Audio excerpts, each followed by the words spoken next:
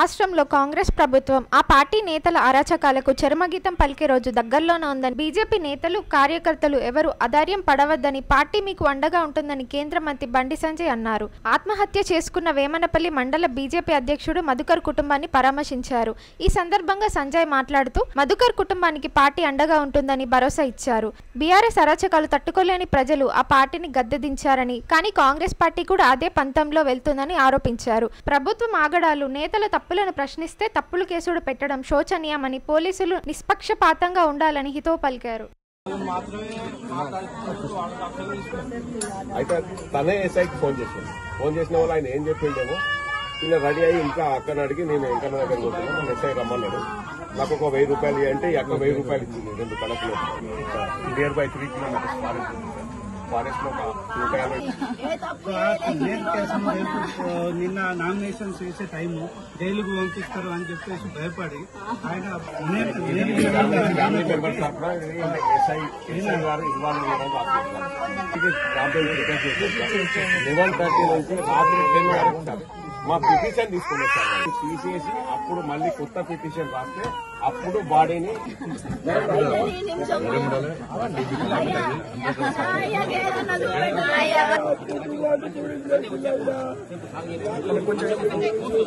మంచిర్యాల జిల్లా వేమనపల్లి మండల భారతీయ జనతా పార్టీ అధ్యక్షుడు ఏటా మధుకర్ గారు మరణించడం చాలా దురదృష్టకరం. భారతీయ జనతా పార్టీ తెలంగాణ రాష్ట్ర శాఖ తరఫున, తెలంగాణ రాష్ట్ర భారతీయ జనతా పార్టీ కార్యకర్తల తరఫున వారి ప్రగాఢ సానుభూతి తెలియజేస్తూ వారి ఆత్మకు శాంతి చేకూర్చాలని చెప్పి, వాళ్ళ కుటుంబానికి మనోధైర్యం కల్పించాలని చెప్పి ఆ భగవంతుని ప్రార్థిస్తూ ఈరోజు భారతీయ జనతా పార్టీ రాష్ట్ర అధ్యక్షులు రామచంద్రరావు గారు వారే స్వయంగా రావాలని అనుకున్నారు. అనుకోకుండా ఢిల్లీ నుంచి ఫోన్ రావడం వల్ల వెంటనే పక్కన మన శాసనసభ్యులు హరీష్ గారు, సిరిపూర్ కాగజ్నగర్ యొక్క శాసనసభ్యులు హరీష్ గారు కూడా రావడం జరిగింది. రాష్ట్ర అధ్యక్షుని యొక్క సూచన మేరకు నేను కూడా ఈరోజు రావడం జరిగింది. దీన్ని ఆత్మహత్యగా మాత్రం మేము కాదు, మాతో పాటు ఇక్కడ ఈ ప్రాంతంలో మీరే విషయాలు ఎవ్వరు కూడా ఆత్మహత్య భావిస్తారు. హరీష్ గారు చెప్పినట్టు ఇది కాంగ్రెస్ పార్టీ నాయకులు చేసినటువంటి హత్యగా మాత్రమే భావిస్తారు. భారతీయ జనతా పార్టీ కార్యకర్తలు ఎవరు ఆత్మహత్య చేసుకునే స్థితిలో ఉండరు ఎవరు కూడా. కానీ ఇక్కడ ఎంత అరాచకం చేస్తే ఇటు పోలీసులు అటు కాంగ్రెస్ పార్టీ కార్యకర్తలు ఎంత అరాచకం చేస్తే, ఎంత ఇబ్బందులు పడితే ఒక ధైర్యం ఉన్న నాయకుడు వాళ్ళ ఆత్మహత్య చేసుకున్నాడు మనం అర్థం చేసుకోవాల్సిన అవసరం ఉంది. వాళ్ళ ఆయన ఇల్లు చూడండి, ఇంత ఇంటీరియర్ ప్లేస్ అంతా కూడా ఒక జంగల్ ప్లేస్. ఈ ప్రాంతంలో కనీసం ఇల్లు లేదని పక్కకున్న గుంట జాగమ్మి ఇలా బిడ్డల పెళ్లి చేసిందంటే ఎంత పేదరికం ఉన్నాడో ఒక్కసారి మనం అర్థం చేసుకున్నాం. ఆ పేదరికంలో ఉన్నప్పుడు కూడా నమ్మిన సిద్ధాంతం కోసం భారతీయ జనతా పార్టీ పనిచేస్తున్నటువంటి ఒక నిక్కార్సైన కార్యకర్త మధుకర్.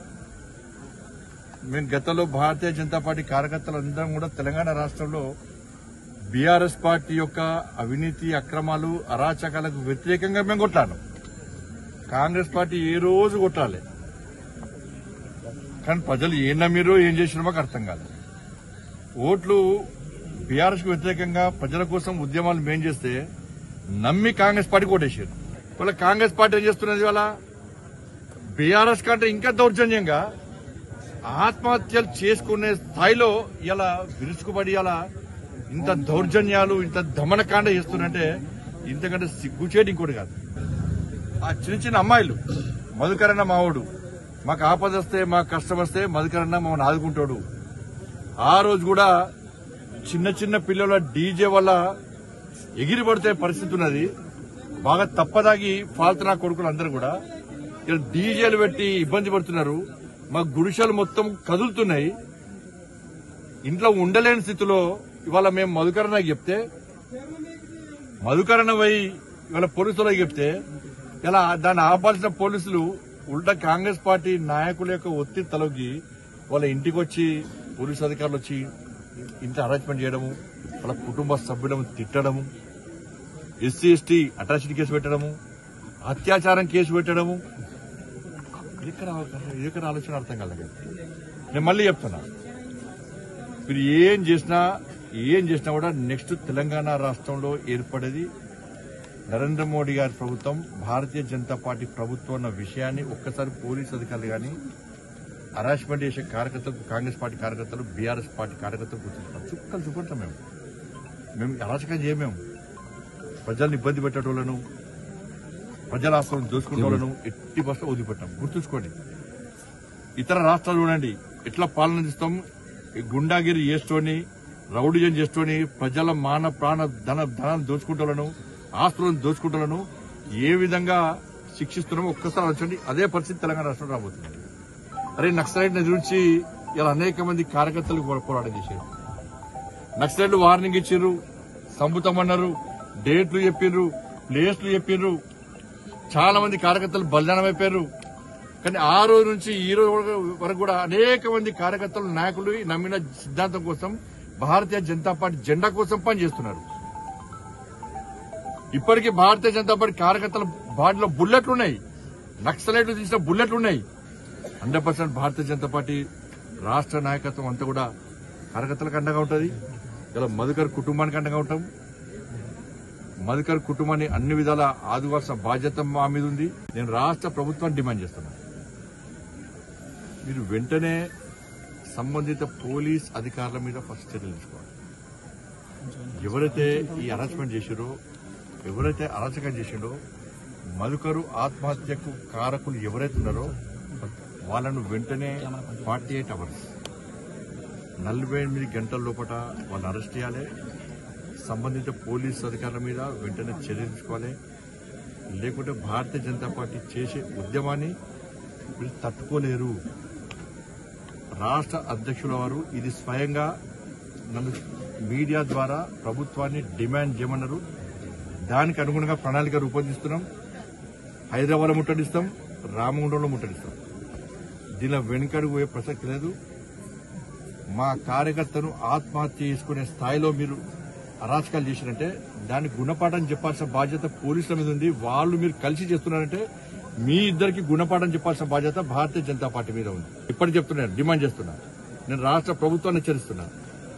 మీరు చర్యలు తీసుకుంటారా, లేకుంటే మా పార్టీ కార్యకర్తలు చర్యలు తీసుకుంటాం. వెనుకడు పోయే ప్రసక్తి లేదు. మంచిర్యాల జిల్లాలో రాష్ట్రీయ స్వయం సేవక్ సంఘం శతాబ్ది ఉత్సవాల్లో భాగంగా హైటెక్ సిటీలో దసరా పర్వదినం సంబరాలు ఏర్పాటు చేశారు. ఈ కార్యక్రమానికి ముఖ్య అతిథులుగా ప్రముఖ వైద్యులు ఎగ్గిన శ్రీనివాస్, పారిశ్రామికవేత్త హనుమంతరావు, శంకరయ్య హాజరయ్యారు. ఈ సందర్భంగా ఆర్ఎస్ఎస్ కీర్తిని వక్తాలు కొనియాడారు. హిందూ సంస్కృతి సంప్రదాయాలను కాపాడడంలో ఆర్ఎస్ఎస్ కీలక భూమిక పోషిస్తుందని అన్నారు. ఆర్ఎస్ఎస్ శతాబ్ది ఉత్సవాలు జరుపుకోవడం హర్షణీయమని అన్నారు. ఈ కార్యక్రమంలో రాజు, శరత్రావు, వామనారావు, సురేందర్, లక్ష్మీనారాయణ, భావన ఋషి తదితరులు పాల్గొన్నారు.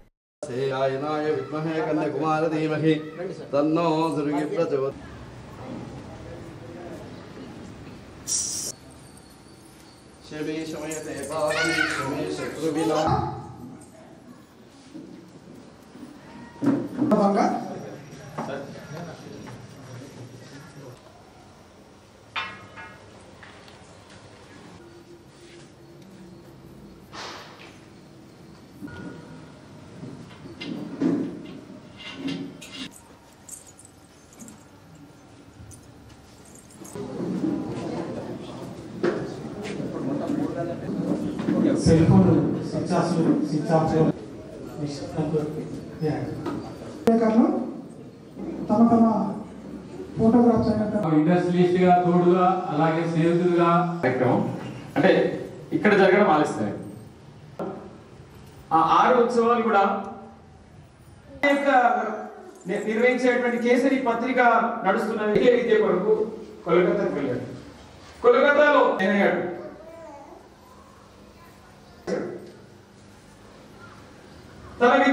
ఇది ఒక చారిత్రక సన్నివేశం. ఈ కార్యక్రమంలో పాల్గొనడం నిజంగా మనందరి అదృష్టం. సంఘ ప్రారంభంలో మనం పాల్గొలేకపోయాం, మనం లేము అప్పుడు. కానీ 100వ సంవత్సరం పూర్తయి 101వ సంవత్సరంలో అడుగుపెడుతున్నప్పుడు జరిగే ఈ విజయదశమి ఉత్సవంలో పాల్గొనడం నిజంగా మనందరి పూర్వజన్మ సుకృతంగా భావించాలి. అంటే రాష్ట్రీయ స్వయం సేవక సంఘ ఉద్దేశం ఏంటంటే ఏ పండుగైనా మన ఇంట్లో జరుపుకుంటాం, కానీ ఆ కుటుంబ బంధువుల మధ్యలో జరుపుకునే పండుగ యొక్క ఏదైతే పండుగ విధానం ఏదైతుందో ఆ విధానంలో ఆ పండుగ యొక్క మహత్యాన్ని మనము ఆ సందేశాన్ని అర్థం చేసుకునే ప్రయత్నం చాలా తక్కువ జరుగుతుంది.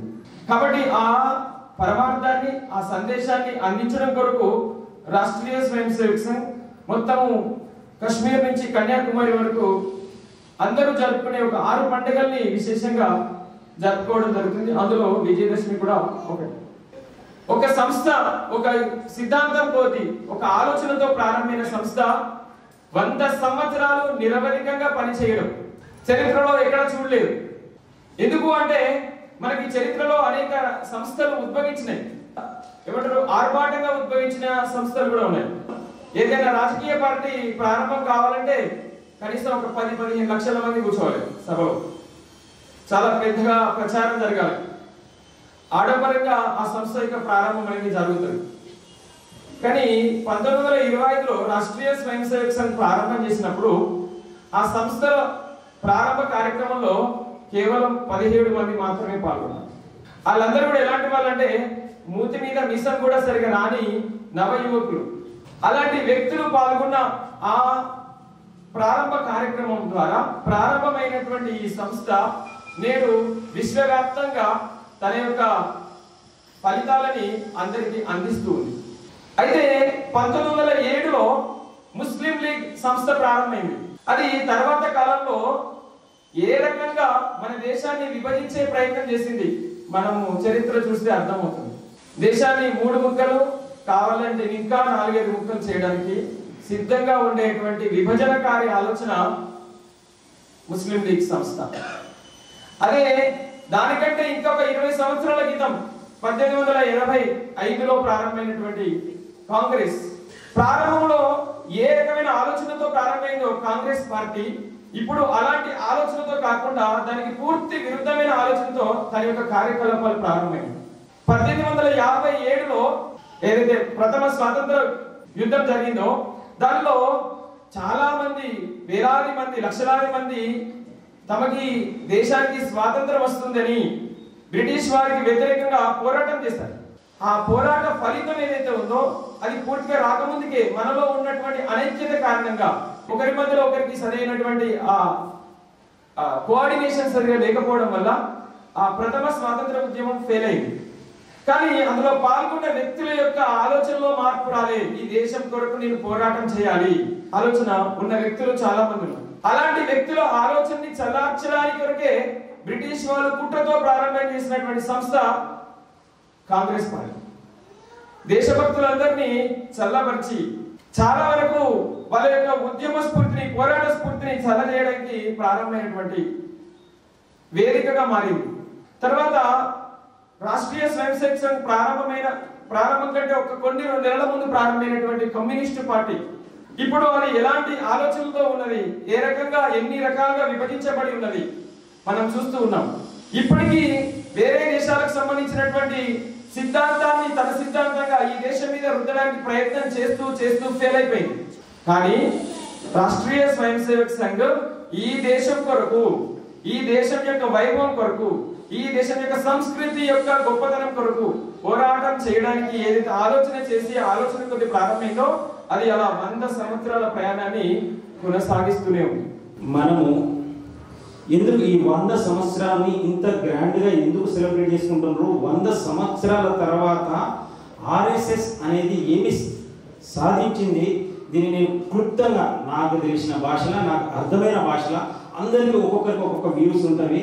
సో నేను చిన్నగా క్లుప్తంగా చెప్పదలుచుకున్నాను. సింపుల్గా అశ్వం నైవం గజం నైవం వ్యాగ్రహం నైవచ నైవచ అజాపుత్రం బలితజ్య దేవో దుర్బల ఘాతక. అశ్వం నైవం అనంటే గుర్రాన్ని కాదు, గజం నైవం ఏనుగుని కాదు, పులిని సింహాలని అంతకంటే కాదు. దేన్ని బలిస్తామండి? గొర్రె పిల్లని బలిస్తాం. దేనికోసం? వీక్గా ఉంటుంది కాబట్టి. సో బలి ఇచ్చేటప్పుడు కూడా వీక్గా it is the survival of the fittest. So మన దేవుడే చెప్పినాడు పులుల్లా సింహాలాగా ఉండండి అని. అంటే ఎలా ఉండాలి? ఇది ఈ కాలంలో సంఘటితంగా యూనిటీతోటి ఉండండి అని చెప్పినాడు. 1925లో సెప్టెంబర్ 27 విజయదశమి రోజు కరెక్ట్ 100 సంవత్సరాల కింద స్థాపించినారు. సో నాగ్పూర్లో వీరు స్థాపించినప్పుడు 16 మందితోటి ఆ రోజు స్థాపించి పేరు డిసైడ్ చేసినప్పటికి 16 మంది. ఇవాళ ప్రపంచవ్యాప్తంగా బిగ్గెస్ట్ ఎన్జిఓ 81,000 శాఖలు ఉన్నాయి. మిలాన్స్ అనేది వీక్లీ వన్స్ గ్యాదర్ అయ్యేది. ఆల్మోస్ట్ 32,000 మండలీస్, మంత్లీ వన్ అరౌండ్ 12,000, అంటే 127,000 ప్లేసెస్లలో గ్యాదర్ అవుతున్నారు. So this is the biggest organisation. Everyone ఎవరు యాక్సెప్ట్ చేసినా చేయకున్నా కొంతమంది విమర్శించే వాళ్ళు ఏదో విమర్శిస్తూనే ఉంటారు. ఎందుకనంటే వాళ్ళకు రాజకీయ పబ్బం కోసమో లేకపోతే ఈ దేశాన్ని విచ్ఛిన్నం చేయాలనుకునే ప్రపంచంలో ఉన్న విదేశీ శక్తులు వాళ్ళ అండదండలతోటి దీన్ని మచ్చ చూపెట్టే ప్రయత్నం చేస్తున్నారు. 100 సంవత్సరాలు పూర్తి చేస్తుందంటే దానికి ఎన్నో ఆటుపోట్లు ఎదుర్కొని రావడం కూడా జరిగింది. దాని మూలభావాలన్నీ హిందుత్వాన్ని ముందుకు తీసుకెళ్ళాలని కాదు, పేదలు బడుగు బలహీన వర్గాలను కూడా ముందుకు తీసుకెళ్ళాలి. అలాగే ఎక్కడైతే కెలామిటీస్, ఎక్కడైతే ఇబ్బందులు ఉంటాయో, ఎక్కడైతే ఆర్థిక వనరులు కొరబడి ఇబ్బందులు పడుతుంటారో వారందరికీ సేవ చేయడంలో ముందుంటారు ఆర్ఎస్ఎస్ కార్యకర్తలు. మీ అందరికీ తెలుసు ఆర్ఎస్ఎస్ కార్యకర్తలు అంటే మనకు ఎక్కడ ముందు బాగాన ఏ ఫోటోలలోనో ఎక్కడో కనిపించరు. వాళ్ళు కేవలం తెర వెనుక మాత్రమే ఉంటారు. మనందరికీ తెలుసు మనం ఈరోజు ఇక్కడ చక్కగా నిలబడి కూర్చుండి మనం మాట్లాడగలుగుతున్నాం, ఇంత స్వేచ్ఛగా భారతవాణిలో తిరగగలుగుతున్నాం అంటే దానికి ఆ మంచు కొండల్లో ఎక్కడో ఇబ్బందులు పడుతూ ఓరుస్తూ వాళ్ళు మన విదేశాల నుంచి శత్రుముఖల నుంచి మనల్ని కాపాడుతున్నారు. బార్డర్లో వారు సైన్యం, అదొక సైన్యం అయితే మనకు తెర వెనుక మరొక పెద్ద సైన్యం మనకు ఆర్ఎస్ఎస్. నిజంగా ఆర్ఎస్ఎస్ అనేది లేకపోయినట్టయితే అదొక రాజకీయ సంస్థగా ప్రారంభమైనప్పటికీ ఎన్జిఓ సంస్థగా ఎదిగి పెద్దలు ఎంతో మంది అందులో చేరి ఒక నిబద్ధత కలిగిన వ్యక్తిగా వారు సేవలు అందిస్తూ రావడం వల్లనే ఇవాళ మనం ఇంత తలెత్తుకొని గర్వంగా భారతవాణిలో తిరగలుగుతున్నాం. ఇందులో ఆర్ఎస్ఎస్ లో ముందు నుంచి పనిచేసినటువంటి గారు కానీ పెద్దవారు కానీ అందరికీ కూడా మనందరం ఒకసారి శిరస్సు వంచి వారికి వందనం చేయాల్సిన రోజు ఇది, 100వ రోజు.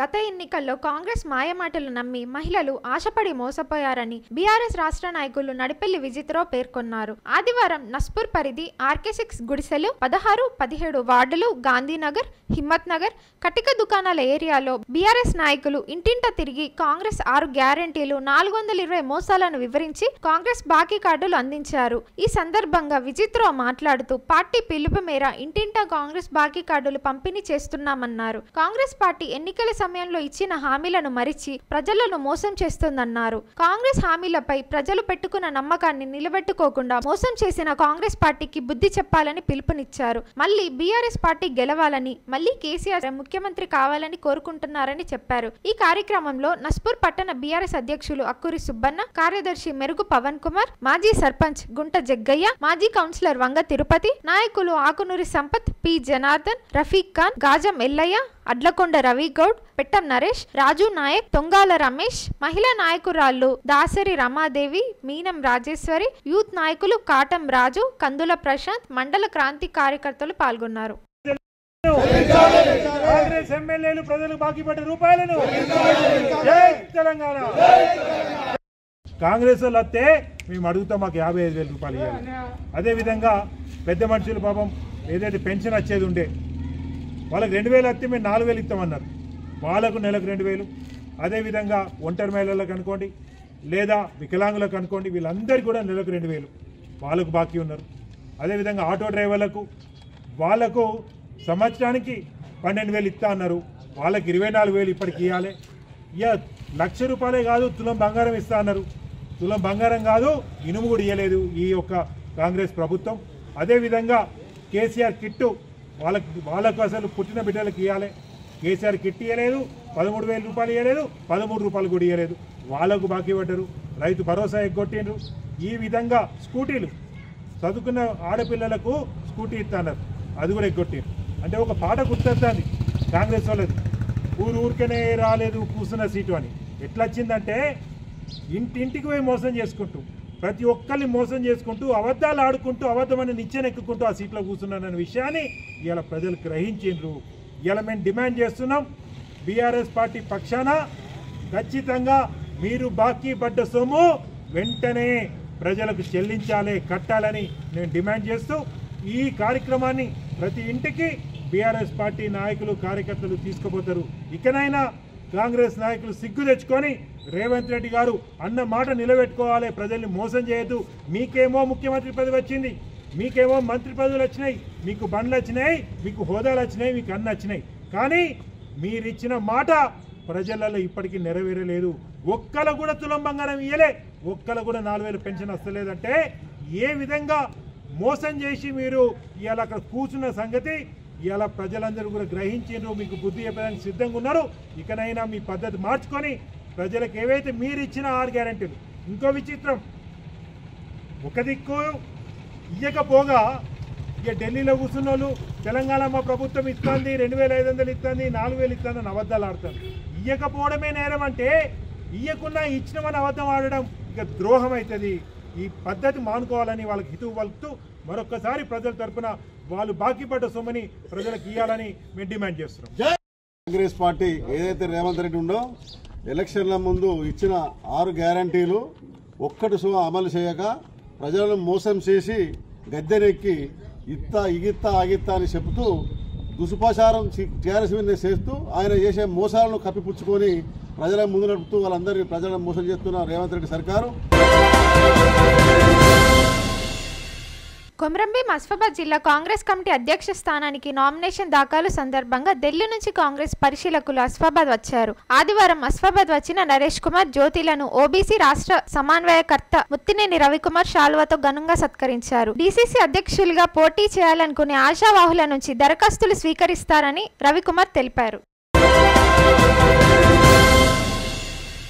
నస్పూర్ పట్టణంలోని బ్రిలియంట్ మోడల్ పాఠశాలలో మదర్స్ మీట్ కార్యక్రమాన్ని ఘనంగా నిర్వహించారు. బ్రిలియంట్ స్కూల్ మదర్స్ మీట్ వేడుకల సందర్భంగా విద్యార్థుల తల్లిదండ్రులకు వివిధ రకాల ఆట పోటీలు నిర్వహించారు. ఈ పోటీల్లో గెలుపొందిన విజేతలను పాఠశాల చైర్మన్ సిరిపురం సత్యనారాయణ అభినందించి బహుమతులను ప్రదానం చేశారు. ఈ సందర్భంగా ఆయన మాట్లాడుతూ పాఠశాలలో క్రమశిక్షణతో కూడిన విద్యను అందిస్తున్నట్లు చెప్పారు. తల్లిదండ్రులు తమ పిల్లలను సెల్ ఫోన్లకు దూరంగా ఉండే విధంగా చూడాలన్నారు. ఈ సందర్భంగా ఆయన విద్యార్థుల పట్ల తల్లిదండ్రుల బాధ్యతను గుర్తు చేస్తూ వారి గొప్పతనాన్ని ప్రశంసించారు. ఈ కార్యక్రమంలో పాఠశాల ప్రధానోపాధ్యాయుడు విజయ్ కుమార్, పాఠశాల ఇన్ఛార్జ్ సారిక, అధ్యాపకులు, సిబ్బంది, విద్యార్థులు, తల్లిదండ్రులు పాల్గొన్నారు.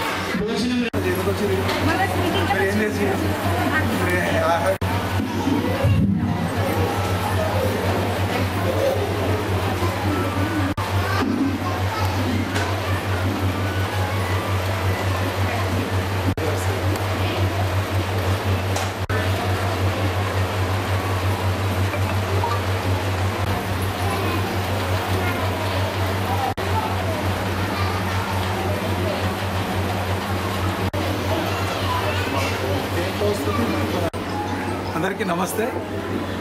బ్రిలియంట్ విద్యాసంస్థలో చదివిస్తున్న తల్లిదండ్రులు, మదర్స్ ప్రత్యేకంగా ఎవ్రీ ఇయర్ కూడా బ్రిలియంట్ విద్యాసంస్థల్లో మదర్స్ డే కండక్ట్ చేయడం అనేది ఆనవాయితీగా వస్తుంది. దానికి రీజన్ ఒకటే,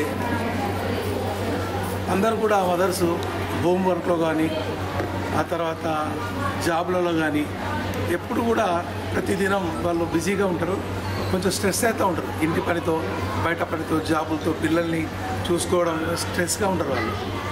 అయితే ఇలాంటి సందర్భంలో మన బ్రిలియంట్ స్కూల్ ఏం చేస్తుందంటే every year mothers meet conduct చేస్తుంది.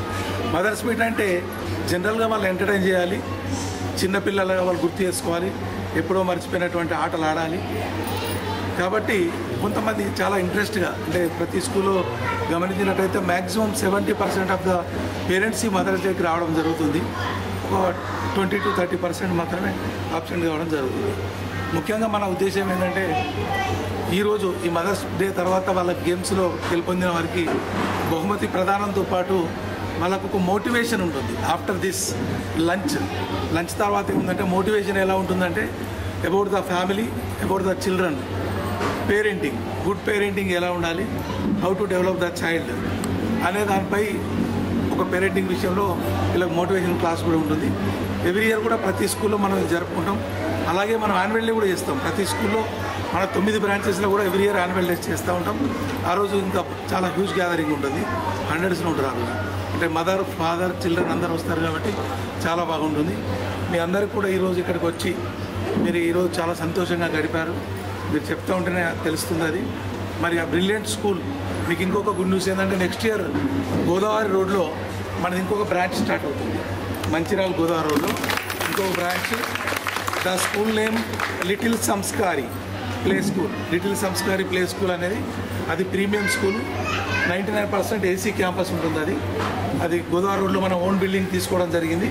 ప్రతిభా కాలేజీ నడిచిన బిల్డింగ్ ఇంతకుముందు ఏదైతుందో అది మనం కొనుక్కోవడం జరిగింది. ఓన్ బిల్డింగ్ కాబట్టి అక్కడ ఇంకో ప్రీమియం స్కూల్ కూడా నెక్స్ట్ ఇయర్ ప్రారంభమవుతుంది.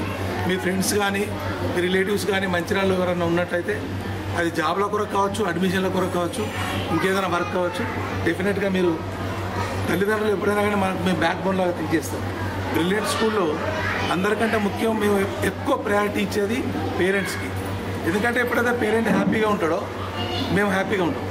మన బ్రిలియంట్కి ఏదైనా ఫస్ట్ నుంచి కూడా అదే అలవాటు. పేరెంట్ ఏదైతే కోరుకుంటాడో ముందే గమనించి వాళ్ళు అడిగే వాళ్ళ ఎక్స్పెక్టేషన్ కంటే ఎక్కువ ఇవ్వడమే మనకు ఉన్నటువంటి ఇది. కాబట్టి ఈ 31 years చరిత్రలో బ్రిలియంట్ ఎక్కడ కూడా పేరెంట్ నుంచి చిన్న కంప్లైంట్ నాకు యాజ్ ఎ చైర్మన్గా నేను ఎక్కడ రిసీవ్ చేసుకోలేదు. అదొకటి ఐఎమ్ ఫీలింగ్ వెరీ హ్యాపీ. అసలు కంప్లైంట్ అనేది ముఖ్య ఒక సంవత్సరం. మంచిర్యాల కూడా 10 years బ్రాంచ్ ఇది. 10 yearsలో పేరెంట్ నుంచి నాకు ఎలాంటి బ్యాడ్ కంప్లైంట్ లేదు నాకు. దానికి I appreciate my staff to good hard working. ఈ ఇయర్ మన విజయ్ ప్రిన్సిపల్ కూడా అపాయింట్ చేసినాం. Is also doing well. First of all, I was very happy to see all the mothers gathered here, and the thing the step they have taken today is very appreciable. We haven't come across any of the schools conducting such type of gatherings here. First of all, we have to appreciate for the total institution for taking this aspect. And first of all, we have to appreciate every staff here gathered here. They are taking care of in every aspects. They are taking care in case of students, their food, discipline, and everything. So we have to appreciate for all that. First of all, very glad to every staff. This is very good opportunity to enjoy the all mothers. All the mothers are gathered here and enjoyed a lot. The games they are conducted here are very interesting and very enjoyable. And thank you all the staff and the chairman, sir. Thank you so much, sir. Voting a special day for mothers. So we didn't come across any such school that's conducting such type of mothers meet. So it is very, very, very appreciable. I'm very glad to participate in this occasion. Thank you so much.